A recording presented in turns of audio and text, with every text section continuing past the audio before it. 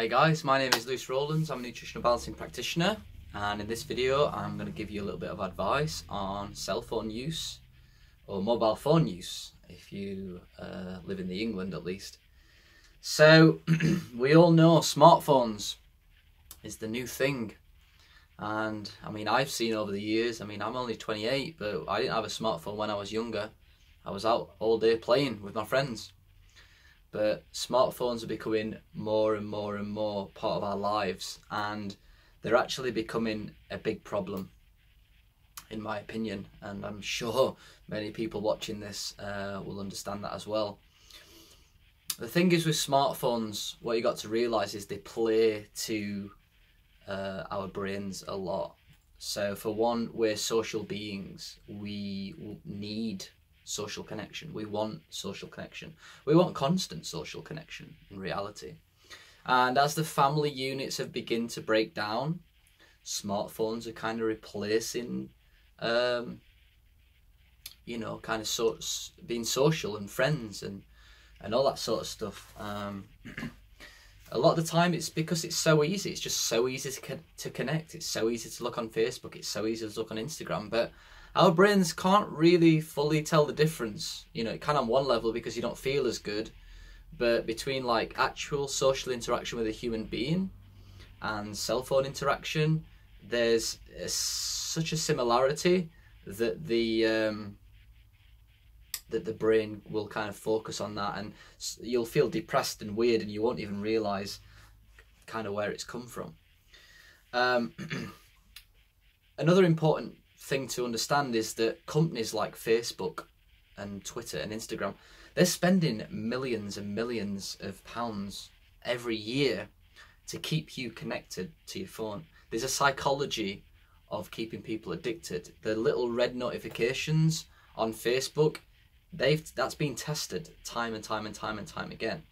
The way that they do this is they'll have like a Facebook page, for example, and they'll get a designer to design 10 different Facebook pages, and what they'll do is they'll send them 10 pages out to thousands of people, and they'll track who's clicking where and which page is most popular, and then they'll figure out which pages were not that popular, and they'll get 5 and slightly change them again, test them again, all the way down until they get one, which is the most popular one that people click on.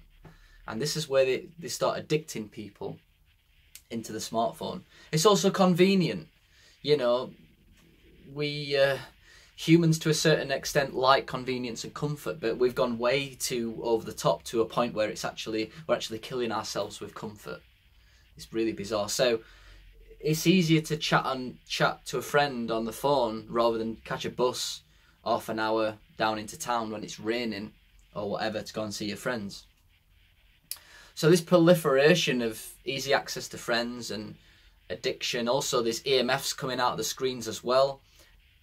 EMFs stimulate the adrenal glands and actually cause the adrenal glands to want more of that, like craving more.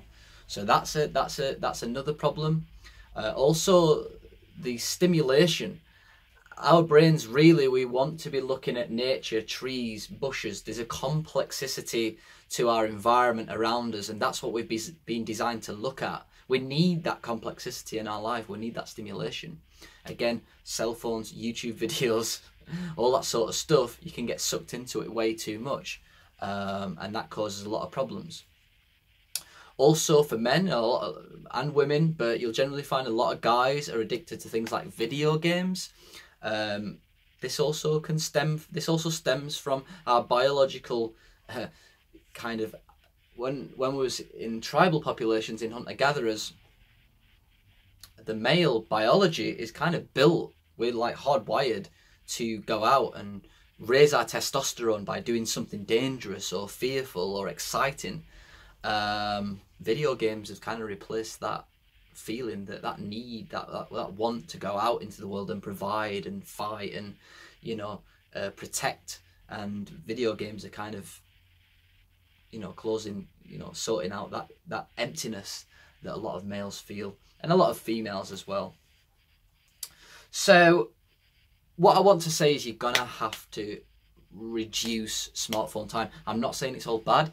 I'm using a smartphone to do this video. You know, there are benefits to it, but I'm going to tell you some things that I did to help alleviate my smartphone addiction. Now, the best thing to do is to get one of these. This cost me around £8 and £9 from EE. I think it's even cheaper now. It's a perfectly good mobile phone. You can text, call. If you get bored, you can play Snake. Basically, the good thing about this phone is that you know, it's really hard to text people, so you're not sat around texting people constantly. You know, it's easier to not just to send a quick text off or call them up. What I do is when I'm in bed at night, I will charge my smartphone away from me, out of the room, and I'll have this phone on. All I've got to do is switch my SIM card around. So when I get up in the mornings, really what I need to be doing is checking my emails. So I'll go and check, I'll get up, I've got this phone, I'll go and check my emails on my computer. And when you're not on your smartphone, this feeling comes up, this need for connection, this need for more, this need for stimulation. When your smartphone's not there, it forces you to go and do things that's going to healthily replace that feeling. So it forces you to call a friend, it forces you to go out and meet people, it forces you to go and find friends, it forces you to go out into nature. Now, I understand a lot of people that are healing, smartphones can be vital and computers can be vital. You know, some people really struggle to make friends because of their illness. If you struggle to make friends because you're socially anxious, then it's probably a good idea to try and get over that, you know. But sometimes it is useful to connect with people on the internet and on smartphones if you're really, really sick, and I appreciate that. So you need to figure out where you are in the balance. But by not having your smartphone on, it focuses you, it keeps you in the present. That's another good thing, it keeps you in the present. It makes you think differently. Oh, I'm going to see a friend today. Instead of being on my smartphone, I'm going to go to an event. I'm going to do this, I'm going to do that. You know, if you're struggling to meet people, go on things like meetup.com. Facebook events are amazing. I have my, you know, when I'm on Facebook, I'll click on events I'm interested in and it syncs with my Google Calendar. So I'm not saying technology is bad, I'm saying you just need to use it correctly. So now and again throughout the day, I will put my SIM card from here into my smartphone, check out messages, WhatsApp messages, Telegram messages, whatever.